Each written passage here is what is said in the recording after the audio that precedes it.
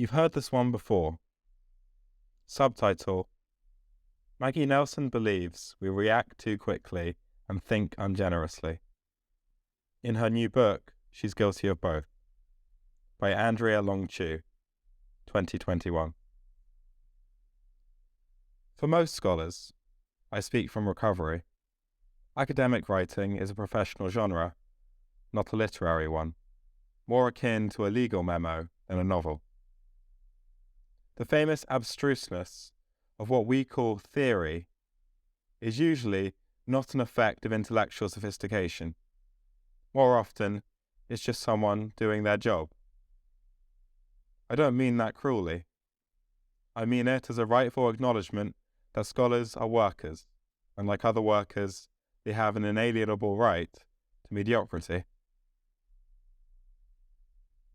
On Freedom, the new essay collection from the poet and memoirist Maggie Nelson, sits squarely in this genre. Its lyrical subtitle, 4 Songs of Care and Constraint, is an overpromise. The chapters are songs exclusively in the sense that they have musical names: Art Song, The Ballad of Sexual Optimism, Drug Fugue, and Riding the Blinds. In fact, they are bits of straightforward academic criticism. They do not sing, they talk.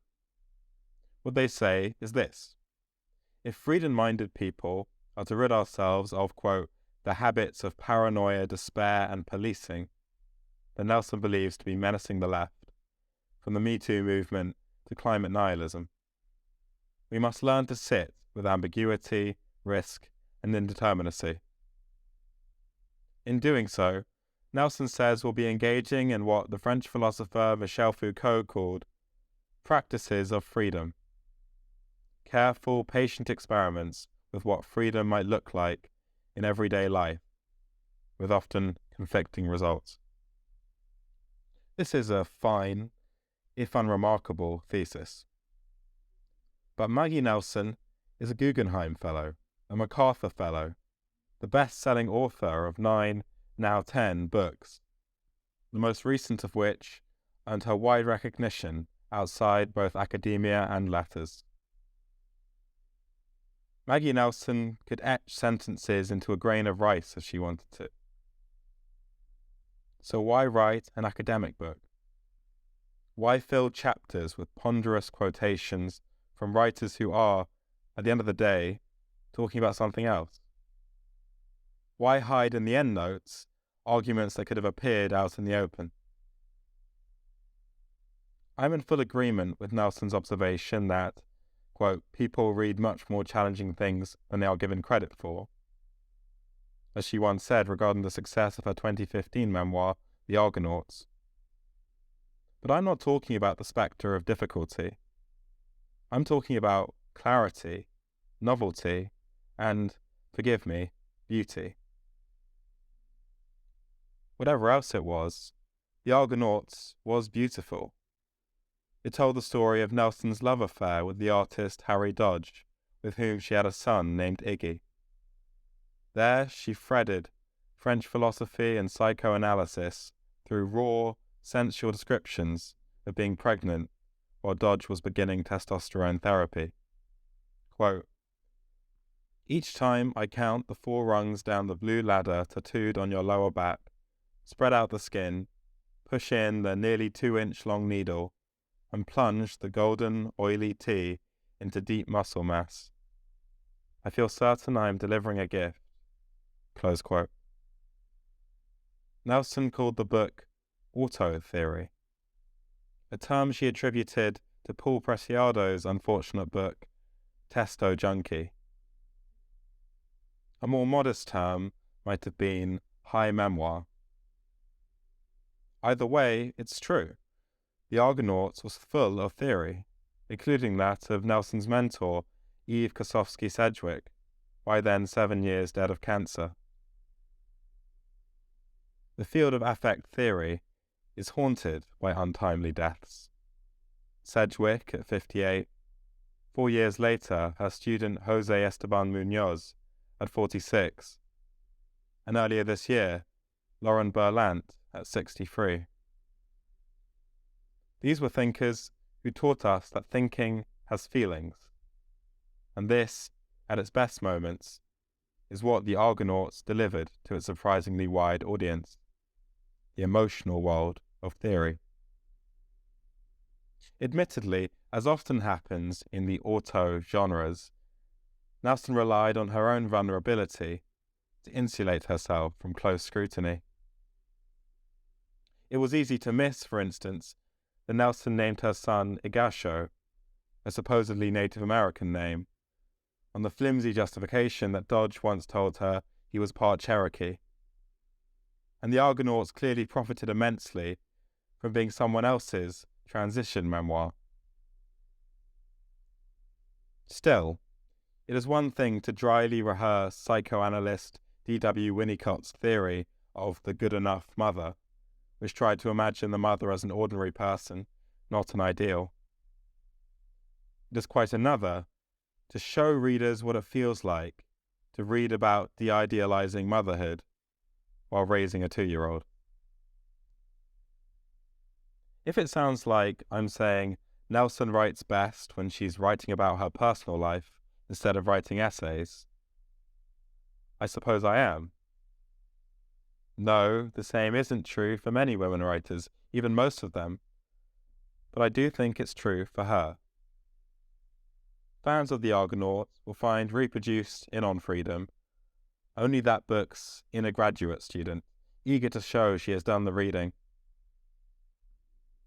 Take the book's thesis, drawn directly from the work of Sedgwick, whose famous essay, Paranoid Reading and Reparative Reading, proposed that academic critics should soften the defensive urge to pin their objects down in favor of a slower, open-minded willingness to confer plenitude on them. I have read, and this is not exaggerating, some 40 or 50 accounts of what Sedgwick meant by paranoid and reparative reading. It is, within queer theory, a forest fully logged. Such is Nelson's approach in On Freedom. To present 6 or 7 academics on a topic and then say of one, I like this. She does not often have ideas, only opinions. I don't mean she's not an intelligent thinker, and sometimes a formidable stylist. I mean that she does not advance new concepts, nor is she, by her own description, interested in doing so. The Ballad of Sexual Optimism reads frustratingly like a series of takes that have aged poorly in the 5 years since Nelson began writing On Freedom. Why is it worth thinking again about whether actor Aziz Ansari's advances on a woman he went out with once 4 years ago rose to the level of sexual assault? Nelson says they probably didn't, if you still care. Drug Fugue, by contrast, has the character of a perfectly serviceable chapter of lit crit that's interesting only if you're already interested in drug literature. The chapter on the climate crisis, Riding the Blinds, brings a refreshing urgency of tone, though it may be no accident that in doing so, Nelson leaves freedom behind almost altogether. It is the forceful first chapter of On Freedom, Art Song, where Nelson makes her most concerted attempt to prove herself as an essayist, rather than a memoirist, academic, or poet. Nelson is a regular writer of art criticism, and she taught at an art school for more than 20 years. Her investment in the topic is clear, personal, and fierce. It's here that Nelson takes up arms against the rhetoric of harm that On Freedom is most interested in criticizing, and this argument about thinking is intended to resonate through the rest of the book. In fact, I'm going to spend the rest of this piece talking about it. The rhetoric of harm goes something like this. Depicting harm through art can be harmful to marginalized people, and artists who refuse to be held accountable for that harm end up furthering it, regardless of their own views on the matter. Nelson doesn't like this line of thinking. She worries it places undue restraints on artists' freedom to, quote, give expression to complex, sometimes disturbing dimensions of their psyches, close quote. That its hair-trigger condemnations eclipse, quote, the slow work of looking, making, reading, or thinking, close quote.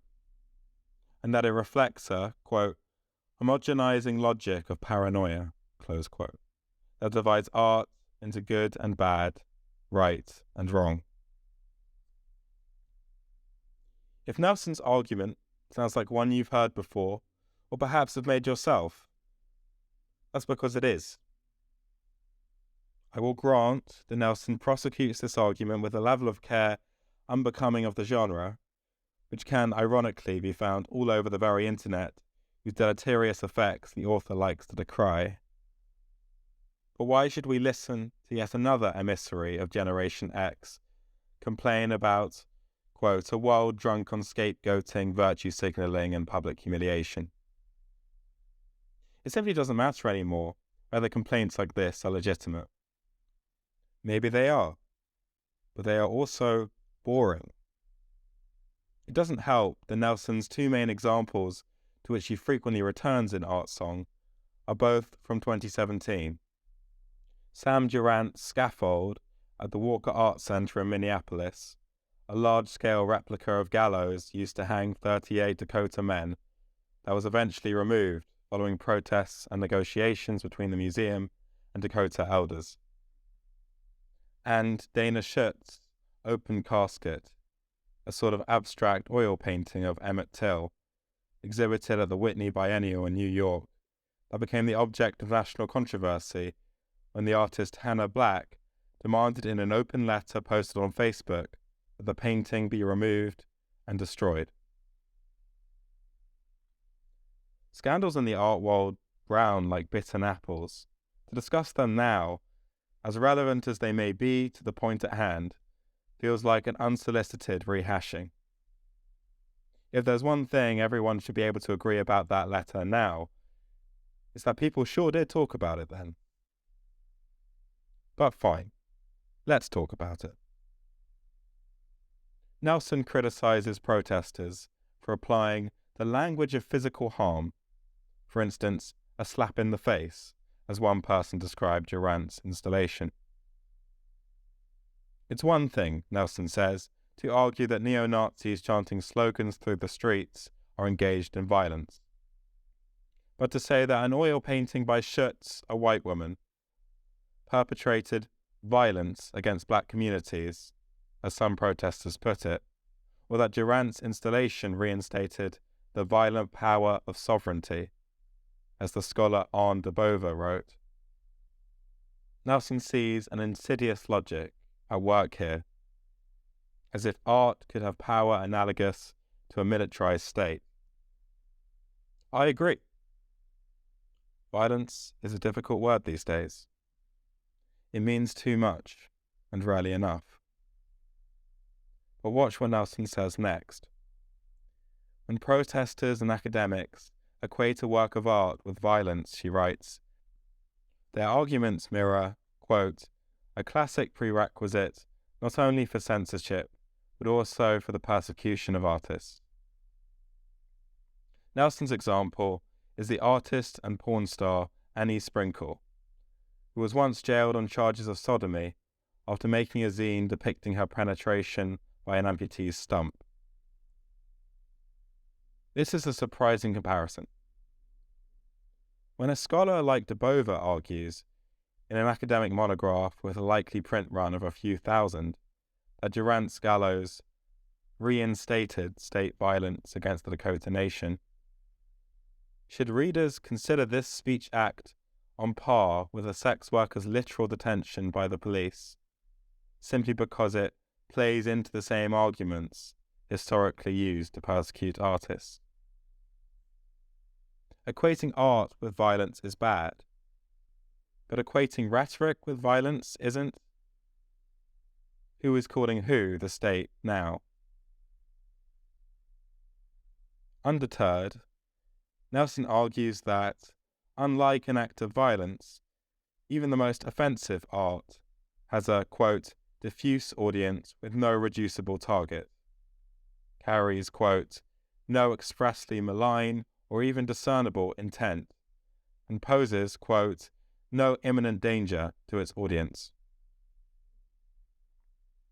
But isn't that exactly what protesters were saying? That racism could be diffuse, benign, and slow acting. True, Nelson's picture of art does not sound like a slap in the face. It sounds more like city officials blithely allowing the runoff from the local power plant to slowly alter the quality of a municipal water supply until low-income residents begin to develop chronic illnesses. That's Nelson's image, not mine, taken from a passage in the book's climate essay. There, she argues that when queer writers criticize the having of children, she cites a few, including me, we are being callous in the face of the possible extinction of humanity thanks to climate change. Blasé indifference to future generations, Nelson writes, is, quote, arguably no different from dumping a bunch of toxic waste guaranteed to poison whoever comes into contact with it, close quote. Then disclaiming any responsibility for your actions, quote, because you won't know the sickened people personally or won't be alive when they get sick, or because you just aren't that into people anyway, especially small ones that cry on airplanes, close quote. The italics are mine. The murder charges, maybe not. You see the problem with this kind of argumentation. False equivalences abound on both sides, and the question devolves into not just which equivalences are false, but which false equivalences are, as it were, falser than others. Is racism like art like climate change, an open letter like the police? Nelson writes, quote, acting as if the world neatly divides into problematic, ethically turbulent, essentially dangerous people who should stay over there, and non-problematic, ethically good, essentially safe people who should be allowed to stay over here, is not our only option. After all, what I've just described is a prison, close quote. So which is worse? You tell me. A protester calling scaffold a slap in the face? Or Maggie Nelson comparing that rhetoric to incarceration? Unfair. I'm being unfair. Nelson is using a metaphor, which is when you use one thing to describe a different thing.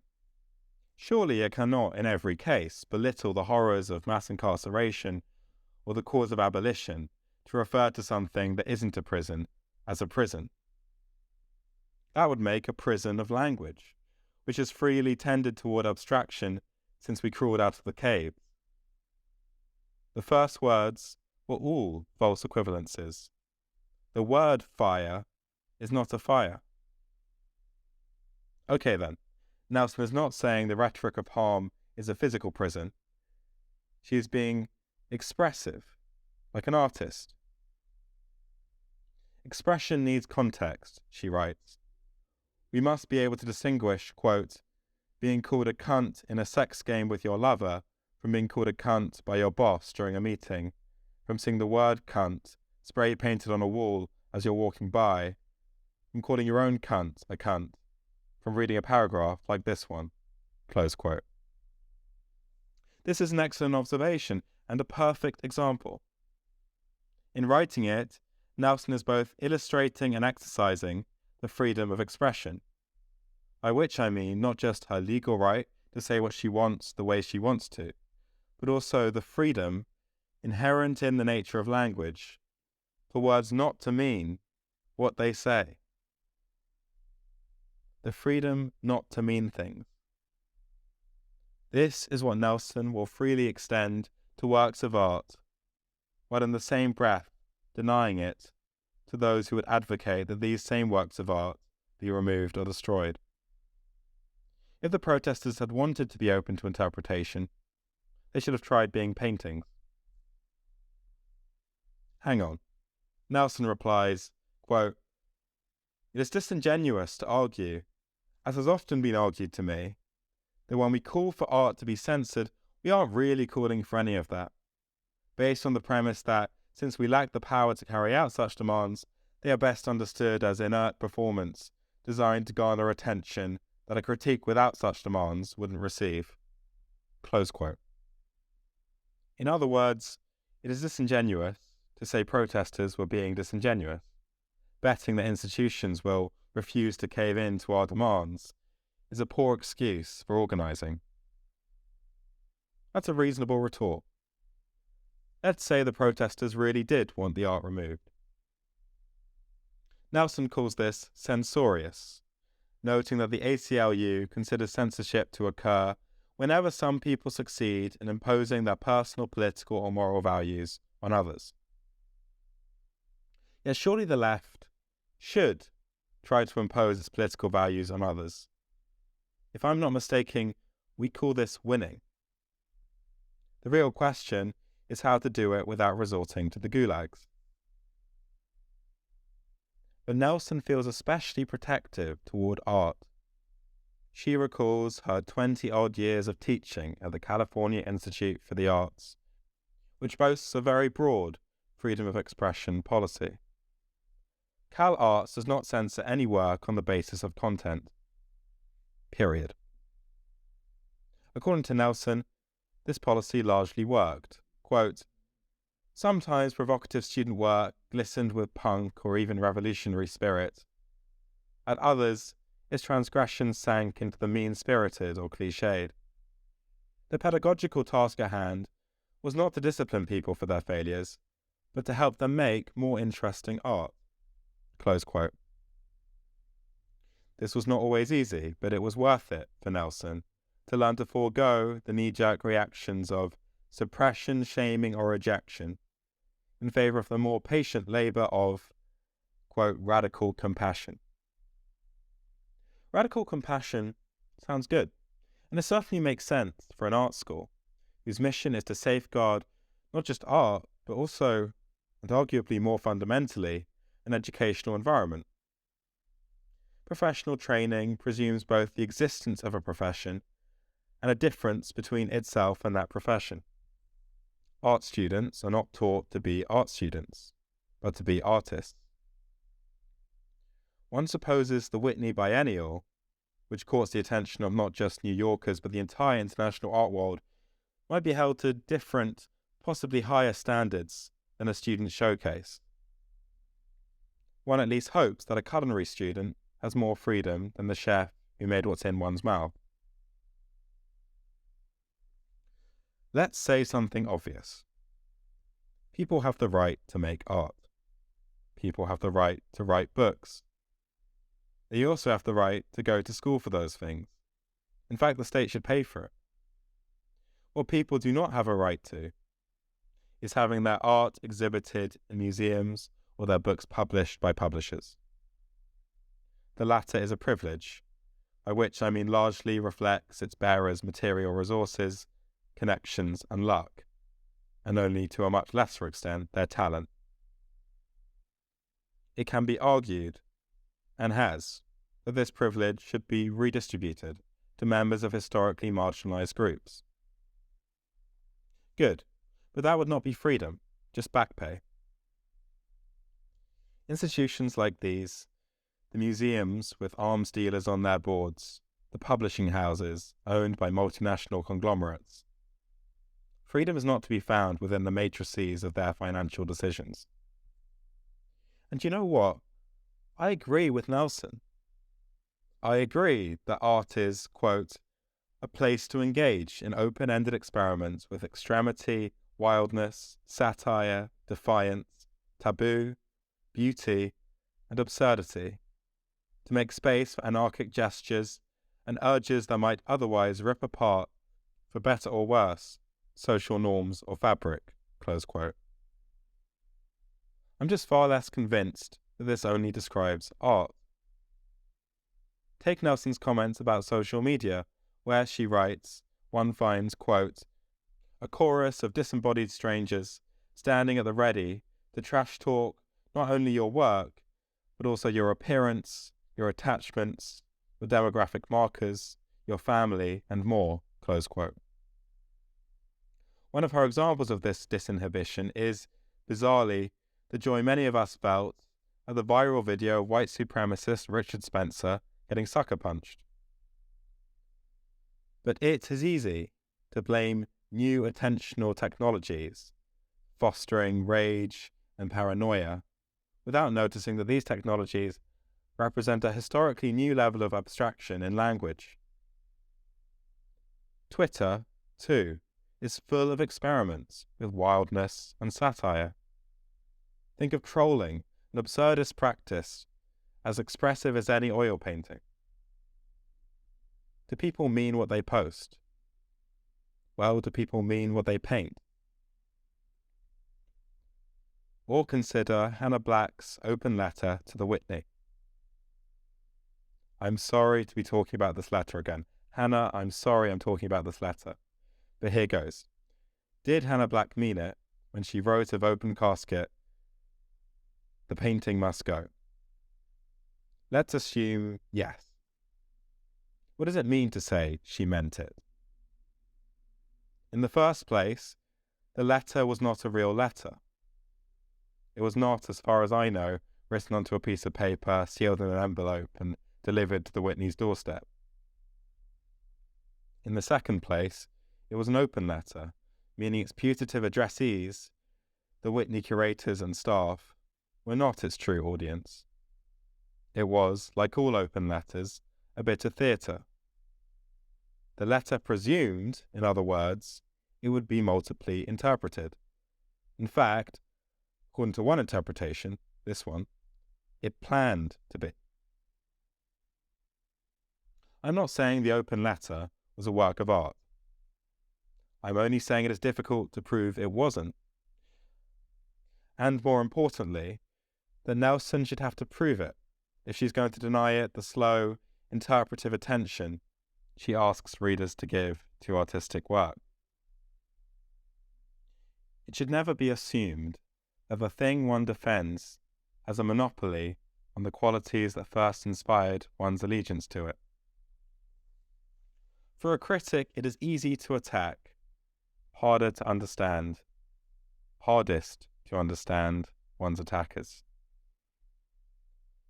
Yes, the rhetoric of harm can be paranoid, flattening, and reductive. Yes, it can reify, quote, tinny stereotypes of bully and snowflake, target and troll, defender and supporter, perpetrator and victim, close quote. But reifying something doesn't actually make it real. It only pretends to, and hopes you won't notice the difference. The rhetoric of harm is just that, a rhetoric. It does not really divide the world into victims and perpetrators of harm, either literally or metaphorically. Where is its army, its police? No, a rhetoric only tries to impose its categories on the world. And that, the failure of language to manifest what it names, is what deserves our critical attention if we are to move beyond tiresome debates over whether the internet is tearing the left apart. It is unfortunately true that those who wish for more nuance usually want less of it instead. This is what's happening when liberal pundits feel sorry for Nazis.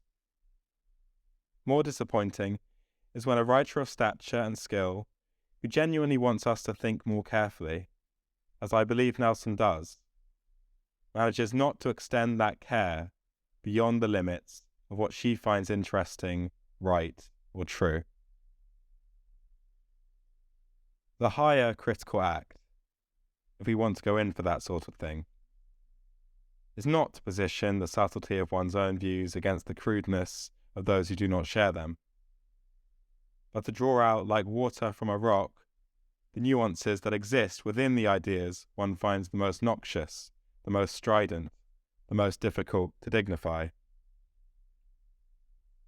The critic should do this work, not just because it will further her understanding of the world, good, or because it is far more interesting, better, but because it will crack open a view onto unconscious processes within herself that are only available through, forgive me, the infinite regard of other people. This is what I've been trying to show you, modestly, in my back and forth with Nelson. I can only say she's being disingenuous by risking disingenuousness myself. I place on her arguments a demand for logical consistency that I implore her at the same time to spare other people. A few paragraphs ago, I apologized to you for talking about the Whitney letter, and then I apologized to Hannah Black. But Hannah isn't here right now. I'm only pretending to address her for dramatic effect, but in fact I'm still talking to you. And you're not here either, so I'm really just talking to myself. And if I'm being really honest, I'm not talking at all. I am only, God help me, writing. The freedom not to mean it, or to mean it only sometimes. Whose freedoms are these? Mine? Yours? I'll tell you a secret. I am generally in favour of the artistic freedom to provoke and defend, except when I am not. I am generally opposed to the censorship of troubling or controversial speech, except for when I am not. How do I quarter that orange? Well, I exercise judgment, or at least I try to, which is to say, I gather the indeterminacy of a thing into the inconsistency of having an opinion about it. Indeed, opinions can be formed no other way. When I make a judgment about a work of art or a political act or a book like this one, I change not knowing what to think about it into not knowing why I think it. Like all of us, like you, like Maggie Nelson, I do this every day. It is, if nothing else, a practice of freedom.